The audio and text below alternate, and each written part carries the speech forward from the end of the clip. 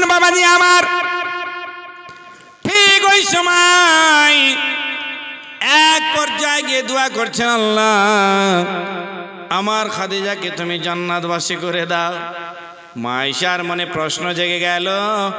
মা আয়েশা ছিলেন একজন হাদিসের ব্যাখ্যাকারিণী, এত হাদিস ব্যাখ্যা করেছেন মা আয়েশা, যার তুলনা দেওয়া যাবে না। আমাদের মতো চুনিপুটি আলেম তিনার সামনে কিছুই না বন্ধুরে। মা আয়েশার এত হাদিস আছে, এত হাদিস বর্ণনা করেছেন। মা আয়েশার মনে প্রশ্ন জেগে গেল, এটা হাদিস তৈরি হবে, আমি আমার নবীকে জিজ্ঞাসা করব। 11 জন স্ত্রীর মধ্যে একজনের জন্য দোয়া হলো, বাকি জনের জন্য দোয়া হলো না, এটা আমার জানার ব্যাপার আছে। নবী পাক ফজরের নামাজ আদা করলেন, আদা করার পরে তাসবিহ তাহলিল করার পরে মুসলমান মা আয়েশার হুজরার দিকে যাচ্ছেন। যেমনি এলেন মা আয়েশা নিজের কাজে ব্যস্ত, হঠাৎ করে সালাম জানালেন, আসসালাতু আসসালামু আলাইকা ইয়া রাসূলুল্লাহ, আসসালাতু আসসালামু আলাইকা ইয়া হাবিবাল্লাহ। আমার নবী বলেন, আয়েশা যতবার তুমি আমাকে সালাম দিয়েছ তোমার মুখে হাসি পেয়েছি, মুস্কুরাহাট পেয়েছি, আজকে সালাম পেলাম কিন্তু মুস্কুরাহাটটুকু পেলাম না। বলে ইয়া রাসূলুল্লাহ, ইয়া হাবিবাল্লাহ, ইয়া নবী আল্লাহ, আপনি আমার বিছানায় আরাম করছিলেন গো নবী, হঠাৎ করে আপনি উঠে চলে গেলেন। আমি আনাচে কানাচে খোঁজ করতে করতে পাইনি, হঠাৎ মনে পড়ে গেল আমার নবী মসজিদে নববীর ভিতরে উম্মতের জন্য বেকারার হয়ে যায়। আমি আপনার নিকটে গিয়েছিলাম, দেওয়ালে যখন কান লাগিয়ে দেই আপনি উম্মতের জন্য দোয়া করতে করতে এক পর্যায়ে এসে দোয়া করলেন, আল্লাহ আমার খাদিজাকে তুমি জান্নাতবাসী করে দাও। ইয়া রাসূলুল্লাহ, আমার জানার বিষয় হলো এতজন স্ত্রী আছে, কারো জন্য দোয়া হলো না, একমাত্র খাদিজার জন্য দোয়া হলো, এটাই আমার জানার বিষয়। দয়া করে যদি একটু বলতেন। আমার নবী কচি বালকের মতো কেঁপে কেঁপে উঠে আর ঝরঝর করে কেঁদে বলে ইয়া, ওই সময় মা আয়েশা বলেন, ইয়া রাসূলুল্লাহ, আমার যদি বলাতে অপরাধ হয়ে থাকে আপনি আমাকে ক্ষমা করুন। চট করে বলেন, না না না আয়েশা রে, তুমি আমাকে ঠিক প্রশ্ন করেছো, কিন্তু আমার মনে কি পড়েছে, যখন তুমি ছিলে না, কেউ ছিলে না, তখন আমি আমার খাদিজাকে বিবাহ করে নেকাহ করেছিলাম, বিয়ে করেছিলাম। এটা খেজুরের বাগান কার? এটা খাদিজার। এটা উটের পালাকার? এটা খাদিজার। এটা দুম্বার পালাকার? এটা খাদিজার। সব কিছু ইসলামের জন্য কুরবানি দিয়েছে। আমার খাদিজা রাত কাটিয়েছে, দিন কাটিয়েছে, ইসলামের জন্য নিজের জান বিলীন করেছে, সব কিছু দিয়ে দিয়েছে রে। কিন্তু আজকে তুমি আমাকে প্রশ্ন করলে, শুনে না এটার ভিতরে মাজরা আছে, এটার ভিতরে কিছু রহস্য আছে। বলে ইয়া রাসূলুল্লাহ, খাদিজা সম্পর্কে একটু বলুন না। আমার নবী বলতে লাগলেন, ওরে আমার আয়েশা, তুমি যখন ছিলে না, আমার জয়নাব ছিল না, আমার হাফসা ছিল না, কুলসুম ছিল না, কেউ ছিল না। ওই সময় আমার সঙ্গের সাথিনী, তোমরা আমার সুখের সময় সঙ্গের সাথিনী হয়েছ, কিন্তু দুঃখের দিনের সঙ্গের সাথী আমার খাদিজাতুল কুবরা। যেদিন আমাকে পাথর মারত, যেদিন আমাকে আঘাত করত, ওই দিন আমার খাদিজা আমার সঙ্গে ছিল। কে কান্দে ওই সেজদাই পড়ে গারে হেরাতে, উম্মতি উম্মতি বলিয়া মুখেতে। নবী আমার নামাজ পড়েন কাবা গড়েতে, নবী আমার নামাজ পড়েন কাবা গড়েতে, কাফেরেরা পাথর মারে নবীজির গায়েতে, তবু আমার দয়ার নবী, তবু আমার দয়ার রাসূল আহা করেন না মুখেতে। এমন নবী কোথায় পাবেন গো? সমস্ত নবীদের ইমাম, রহমতুল লিল আলামিন নবী। সেই জন্য সরকার আলা হযরত বলছেন জমিন ও জমা तुम्हारे लिए मकीन ও मका तुम्हारे लिए चुनी ও चुना तुम्हारे लिए दहन में ज़ुबा तुम्हारे लिए बदन में है जा तुम्हारे लिए हम आए यहाँ तुम्हारे लिए उठे भी वहाँ तुम्हारे लिए या रसूल अल्लाह बने दो जहाँ तुम्हारे लिए। नबी কত কষ্ট করেছেন ইসলামের জন্য। আজকে মুসলমান সে ইসলামকে নিয়ে ছিনিবিনি। আজানের ধ্বনি আসছে কানে, আমরা যাই না, কথায় পড়ে থাকি। আহারে বন্ধু শুনুন, বলছে ইয়া রাসূলুল্লাহ একটু খাদিজা সম্পর্কে বলবেন। বলবো কি না শেষ করব? একটু হ্যাঁ বলেন না জি, শুনবেন? হাত উঠিয়ে বলা যাবে ইয়া রাসূলুল্লাহ। যদি এলাকার আছে তো আপনারা ভালোবাসেন, এটাও আছে, গভীর মনোযোগ। বলে আমার খাদিজা শোনো, আমার খাদিজাকে আমি সব সময় বলে যেতাম, যেখানে যেতাম সেখানেই বলে যেতাম আজকে ওখানে যাই, আজকে ওখানে যাই, আজকে ওখানে যাব। আপনারা কোথাও যাচ্ছেন নিজের স্ত্রীকে কি বলে যান? খুব কম আছে বলে যাই না। আমার নবী কখনো স্ত্রীদেরকে সালাম দিতেন। সালাম আমরা তো সালাম দিই না। মুসলমান গভীর মনোযোগ। বলে ওরে আয়েশা, একদিনের ঘটনা, আমার নবী হঠাৎ করে চলে গিয়েছিলেন আমার সঙ্গে দেখা না করে, কিন্তু আমি যখন চলে গেলাম, নবী আমার বলেন আমি যখন চলে গেলাম আমার খাদিজার সঙ্গে কথা না বলেই চলে গিয়েছিলাম। রাতের অন্ধকারে যখন আমি আসলাম, বহুত রাত্রি হয়ে গেছিল, ওই সময় আমি এসে আমার খাদিজাকে ডাক দিয়েছিলাম, কে আছো বের হও। 1 সেকেন্ডও লাগেনি, সঙ্গে সঙ্গে দরওয়াজা খানা খুলে দিয়েছিলেন। আমি বলেছিলাম খাদিজা তোমার কি নিদ্রা কিংবা তন্দ্রা আসে না? তুমি কি বিছানায় ঘুমাও না? আমার খাদিজা বলেছিলেন ইয়া রাসূলুল্লাহ আপনি অনেক দিন বলে বলে যান, আজকে কিন্তু আপনি বলে যান না। বলে গেল আমি কি করি? হঠাৎ করে আমি কি করি? আপনি যতক্ষণ পর্যন্ত আসেন না আমি বিছানায় যাই না, বিছানায় ঘুমাই না। আমি ওই দরওয়াজার সঙ্গে পিঠটা লাগিয়ে লাগিয়ে ঘুমাই। যখন আমার নিদ্রা কিংবা তন্দ্রা চলে আসে, পিঠটা লাগে দরওয়াজার সঙ্গে দাঁড়িয়ে দাঁড়িয়ে ঘুমাই। বলে কেন কেন খাদিজা তুমি কি বিছানায় কেন ঘুমাও না বলো? আমার খাদিজা বলেছিলেন আয়েশা শোনো, ইয়া রাসূলুল্লাহ আমি বিছানায় ঘুমাবো। আমার নবী এসে যদি বলে খাদিজা খাদিজা খাদিজা, নবীর শানের বেয়াদবি হবে। কাল কিয়ামতের ময়দানে আমি কি জবাব দিব?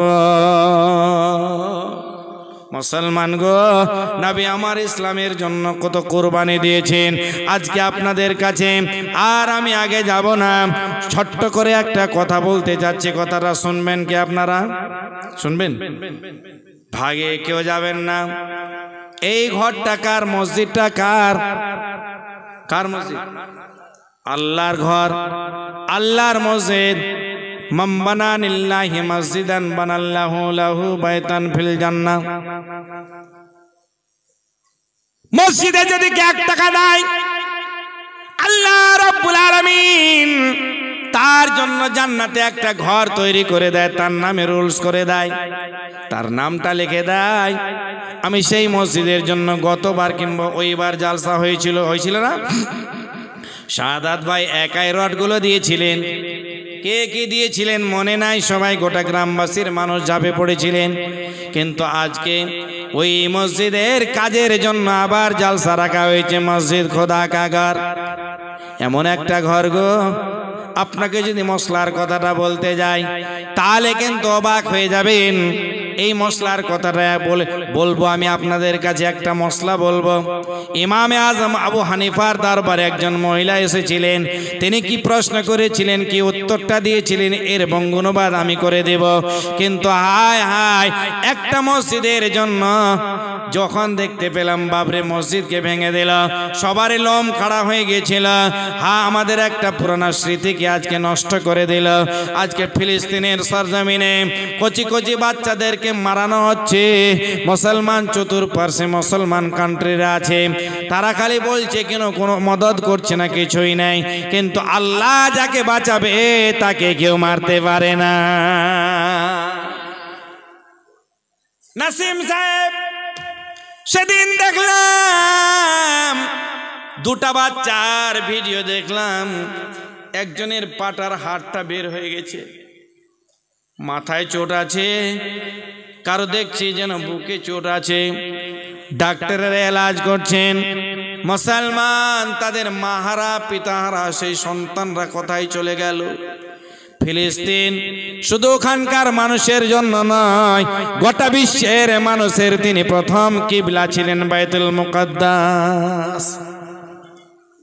সেখানকার জন্য আজকে জুলুম করছে, আমাদের গায়ে লাগছে। কিন্তু বলুন তো, এটা মসজিদের প্রয়োজন আছে কি নাই?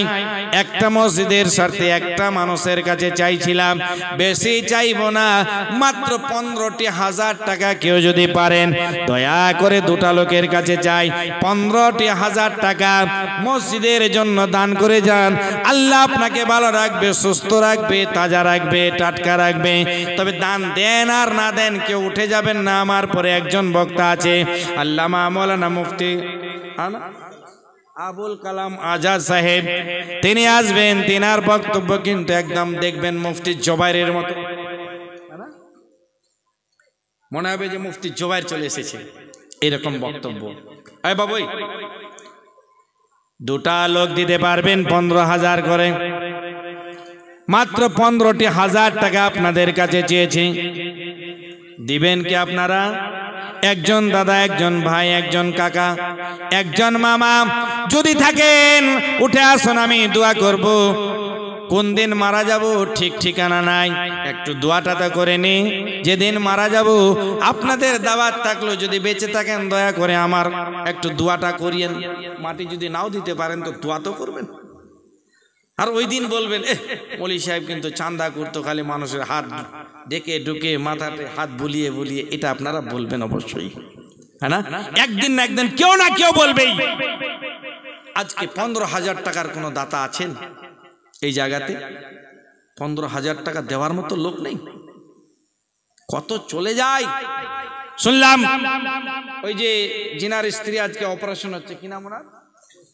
ওসিমউদ্দিন সাহেব, তেনার স্ত্রী শিলিগুড়িতে, না শিলিগুড়িতে আছেন, তিনি একটা খাসি দান করেছেন আজকে মসজিদে। আল্লাহ যেন তেনার স্ত্রীকে সুস্থ রাখে, তাজা রাখে, টাটকা রাখে, এই দোয়া কামনা করি আমি। দেখুন, কারোই জানা ছিল না তার স্বাস্থ্য খারাপ হবে, কিন্তু হঠাৎ আজকে কত টাকা যাবে। ব্রেন স্ট্রোক হয়েছে না কি হয়েছে জানি না, ব্রেনে রক্ত আছে, আজকে ওখানে অপারেশন হচ্ছে, কত টাকা যাবে ভাই? আর নবী বলেন, আশ-সাদাকাতু তারাদ্দুল বালা, তোমরা সাদকা দাও, দান করো, খয়রাত করো, আল্লাহ তোমাদেরকে বালা মুসিবত থেকে দূরে রাখবে। 15,000 টাকা দেওয়ার মতো একটা লোক নাই, দিবেন না 15,000? সেদিন আপনারা আমাকে অনেকেই দেখেছেন সর্দারপাড়া জালসাতে, সিধা সাদা এরকম ড্রেস ছিল না। আজকেও পড়তে চাচ্ছিলাম, তবে কে বলছে যে পড়েই নেন, বলি স্যার কি আছে, আমি নবীর সুন্নাত একটু আদা করি। আমরা তো ওইরকম মানে যোগ্য একেবারে আলেম হতে পারিনি, আপনাদের পায়ের ধুল, আপনাদের দোয়া নিয়ে চলছি। তবে চান্দার কথা বললে কি উঠে যাবেন না, দেন আর না দেন।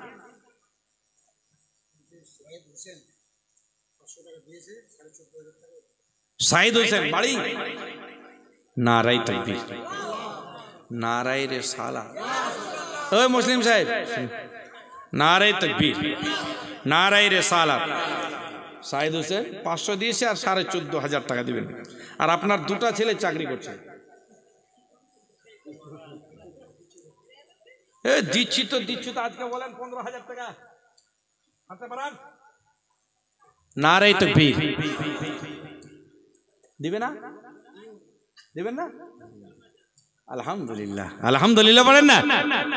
নারায়ে তাকবীর, নারায়ে রিসালাত, নারায়ে হায়দারি। জনাব মুসলিম সাহেব কিবলা, তিনার বাবা কিছুদিন আগে, তিনার বাবা তো গেছে না, তিনার বাবার আমি প্রথমটাতে আসতে পারিনি, দ্বিতীয় মিলাদে আমাকে ডেকেছিল, এসেছিলাম স্বল্প সময়ের জন্য। তো দুজন হলো, আর 15,000 চাইছি না। আমার গোশ পাকের আদতে 11,000 টাকা করে 10টা লোক দিতে পারবেন, মাত্র 11,000। আমার মনে কোনো মা, কোনো খালা, আজকে আমার ইচ্ছা ছিল যে তোদের ফুল ফিল করব পাক্কা 3 ঘন্টা। তোরা কেমন চলবি, কেমন খাবি, কেমন উঠবি, কেমন বসবি, না? হে মাসুন, আজকে বিয়ে বাড়িতে যাচ্ছ, বিয়ে বাড়িতে যাচ্ছ, তোদেরকে পর্দার সঙ্গে যেতে হবে, কিন্তু পর্দা থাকে না। তোদের দিকে তাকানো আমাদেরকে লজ্জা মনে হয়। যারা বেহায়া তারা তো বারবার তাকাবেই, কিন্তু যারা একটু লজ্জাবোধ রেখে চলে তারা কখনো তোমাদের দিকে তাকাতে চায় না। আর যারা তাকায় তারা তোমাকে খারাপ বলে। এই মহিলাটার কোনো জ্ঞান নাই, কাপড় পরেছে তেমন কাপড় গোটা অঙ্গটা দেখতে পাওয়া যায়, মাথায় ঢাকা থাকে না। বলুন তো কি জবাব দিবেন এনারা? 11,000 টান যাক, আর মৌলবি যাক, আর মুফতি যাক, টিট টিট টিট, আর যদি খালি সাইড না দেয় তো ওর চোখ পাকায় দিল। আগেকার মায়েরা মহিলা ছিলেন পর্দা ধারিনি। এখন তো রাত্রে বেলায় অরহ ঘুরে বেড়াচ্ছে মহিলারা, কিন্তু আগেকার জামানায় ঘুরতো না, না জানি কোথায় কি হয়ে যায়। তারা ইজ্জতের হেফাজত করত। এ বাবু বাড়ি যাও, ইজ্জতের হেফাজত করত। ঠিক কি বলেছে? বলে যদি এই দেশে থেকে থাকো তাহলে তালাক, আর যদি অন্য দেশে চলে যাও তাহলে তুমি আমার স্ত্রী থাকবে, তোমাকে তালাক নয়। শর্ত দিয়ে দিল। শর্তের উপরে এবার উনি বললেন রাত্রিবেলায়, এখন আমি রাত্রি কোথায় যাব হুজুর?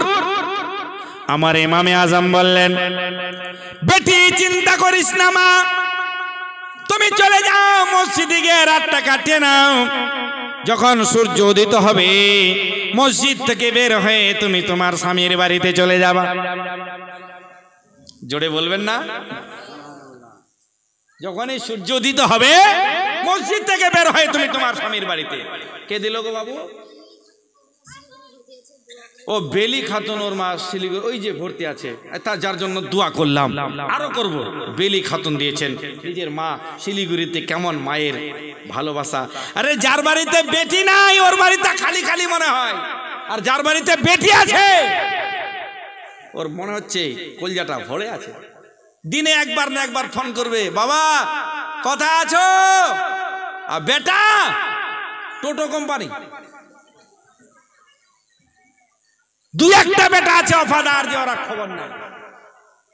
কিন্তু বেশিরভাগ মেজরিটি মাস্ট বি গ্রান্টেড, একটা কথা আছে, মেজরিটি পার্সেন্ট দেখবেন বেটারা কিন্তু বাপের খোঁজ নেয় না, কিন্তু মেয়েরা, যার মেয়ে আছে ও প্রতিদিনই খোঁজ নেবে। কোথায় আছো বাবা, কোথায় আছো? এই খবরটা, আমার মেয়েটাকে বিয়ে দিলাম কিনা, বিয়ে দেবার পরে এখনো খোঁজ নিচ্ছে, বাবা কোথায় আছো? নিজের ভাষা কথা কে চিজ গে বা ঘুরে বেড়া হবে। এই যে ব্যাপার, বেটির মতো জিনিস নেই, না?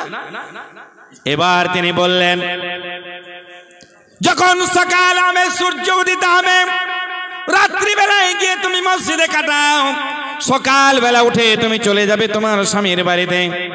যখন তোমার স্বামী কিছু বলবে তাকে নিয়ে আমার কাছে আসবে, আমি সঠিক উত্তরটা তাকে দিয়ে দেব। জোরে বলবেন না? রাত্রিটা কাটালেন, আর কাটার পরে যেমনি সূর্য উদিত হলো ওই মহিলা স্বামীর বাড়িতে চলে গেলেন। উনি বলতে লাগলেন, তোমার বাবা দিয়েছে 15,000, তুমি কত দেবে? আচ্ছা, মোরে আব্দুল ওয়াহাব ভাবির জন্য দিয়েছেন 500 টাকা। তিনার ভাবি অপারেশন, এত কম টাকা দিলে হবে? কত টাকা যে আমাদেরও সকলে চলে যায়। আমাদের গ্রামে একটা ছেলের নাম ছিল মজিবুর রহমান, এই ব্রেন স্ট্রোক তার হয়েছিল। গ্রামবাসীরা চান্দা করে আজ থেকে 15-20 বছর আগে তার জন্য আমরা 4 লাখ টাকা চান্দা করে তাকে ঠিক করেছিলাম। আল্লাহ ঠিক করেছিল, কিন্তু ওসিলা আমাদের টাকা তুলেছিলাম। কত লাখ টাকা যাবে জানি না। বন্ধুগণ, বাবাজি আমার, গভীর মনোযোগ, গভীর মনোযোগ। সকালবেলা যখন সূর্য উদিত হলো, স্বামীর বাড়িতে গেলেন। ওর স্বামী বলে, তুমি আমার কাছে এলে কেন? তোমাকে না আমি শর্ত দিয়েছি, তুমি শর্ত পূরণ করো নাই।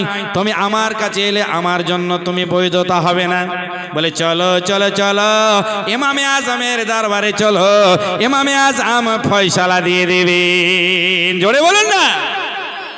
যেমনি গেলেন ইমামে আজমের দরবারে, যাওয়ার পরে সুবহানাল্লাহ বলছে, হুজুর আমি এই শর্ত দিয়েছিলাম, ইনি আমার বাড়িতে চলে আসছে।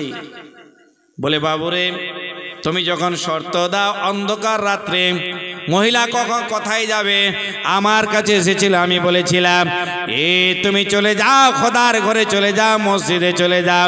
মসজিদটা কারো বাবার নয়, সেটা আল্লাহর ঘর। জোরে বলেন না।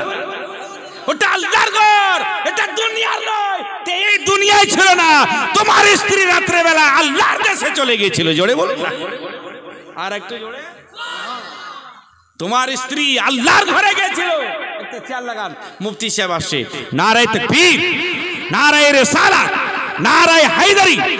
আল্লামা মাওলানা আবুল কালাম আজাদ সাহেব সুবহানাল্লাহ চলে এলেন। দাদা জান আমার, দেখবেন ইনশাআল্লাহ তু কবি মুফতি জোবায়ের সাহেব এত সুন্দর বক্তব্য রাখেন, আল্লাহর রহমতে দিলটা বাগ বাগ হয়ে যায়। এখানে জলসা শোনার পরে আমি কাশিয়াতে দাওয়াত করেছিলাম, এত জলসা ভালো করলো, আজ পর্যন্ত সুনাম হয়, ও বক্তাকে নিয়ে আসতে হবে। ওয়ালাইকুম সালাম। হ্যাঁ, আপনার ভাই আছে, 3 ঘন্টা বসে রাখবো, কোনো ব্যাপার না, তবে রাখবো না। হ্যাঁ না, বেলি দিয়েছেন 500, আর ভাবির জন্য একজন দিয়েছেন, ওর নামটা ভুলে গেলাম। তো যাই হোক, আল্লাহ যেন ইনাদের এই টাকার বাদৌলতে তিনার মাকে আল্লাহ যেন সুস্থ করে দেয়, বলুন আমিন। ভালো করে দেয় আল্লাহ, যেন তিনাকে সুস্থ মোতাবেক বাড়িতে ফেরত করে, বলুন আমিন। সম্ভব ভাইজান, 11,000 করে চাইলাম, দিলেন না একটা লোক। 5,000 দিলেন, 10,000 দিলেন, 15,000 দিলেন, 20,000 দিলেন, কিন্তু 11,000 পেলাম না আমার গোশ পাকের নামে। অবশ্যই পাবো। কোন মা আমার আছেন 11,000 টাকা দেওয়ার মতো? কোন মা, কোন খালা যদি পারেন তো মশলাটা শুনুন, দিবেন। যেমনি বললেন, বলে আল্লাহর দেশে চলে গিয়েছিলাম, এখন আমার নিজের দেশে চলে এসেছে, এই জন্য তোমার স্ত্রী তোমার জন্য বৈধ। ইমামে আজমের আল্লাহ কত ব্রেন দিয়েছিলেন, কত শক্তি দিয়েছিলেন, কত তাকত দিয়েছিলেন। মুসলমান, তাহলে বোঝা গেল মসজিদটা একটা আল্লাহর ঘর। এই মসজিদ কাল কিয়ামতের ময়দানে যখন গোটা দুনিয়াটা ফানা হয়ে যাবে, ওই সময় ফেনার মতো বাঁচতে থাকবে। জোরে বলুন সুবহানাল্লাহ। আল্লাহ বলবেন মসজিদ জান্নাতে চলে যাও। মসজিদ বলবেন আল্লাহ কেমন করে যাব? যারা আমাকে নির্মাণ করেছিল, আব্দুর রহমান টাকা দিয়েছিল, আব্দুল সত্তার টাকা দিয়েছিল, আব্দুল জব্বার টাকা দিয়েছিল, তারা আমাকে নির্মাণ করেছে, তারা জাহান্নামের দিকে চলে যায়। আল্লাহ আমি কেমন করে যাব? ওই সময় আল্লাহ রাব্বুল আলামিন বলবেন, ওরে মসজিদ তাদেরকে তুমি কি চিনো? একটি কথা আপনাকে আমি বলে দিই মুসলমান, মসজিদ কার জন্য তৈরি হলো? আমার নবীর জন্য। জোরে বলা যাবে কি যাবে না? আসমান জমিন নবীর জন্য, পাহাড় পর্বত নবীর জন্য। একটা মসজিদ যদি যেই লোকটা দান করে আর ওই দানকে স্মরণে রেখে মসজিদ যদি ওই মানুষটাকে চিহ্নিত করে রাখতে পারে কিয়ামতের ময়দানে মুসলমান, তাহলে আমার নবীর কত না শক্তি রয়েছে। মসজিদ কা जो आलम है तो नबी का आलम क्या होगा? बोलो ना। जब मस्जिद का ये आलम है तो नबी का आलम क्या होगा? তো সেই মসজিদ হলো আল্লাহর দেশ। তালাক আর হলো না, তার স্ত্রী তার বাড়িতেই থেকে গেল। বলতে চাইছিলাম 11,000 টাকা একটা লোক দিতে পারবেন না, 10 জনের কাছে চেয়েছিলাম, মাত্র একটা লোক 10,000 টাকা দিয়েছেন, 15,000 দিয়েছেন, 20,000 দিয়েছেন। আলহামদুলিল্লাহ, একটা লোক 11,000 টাকা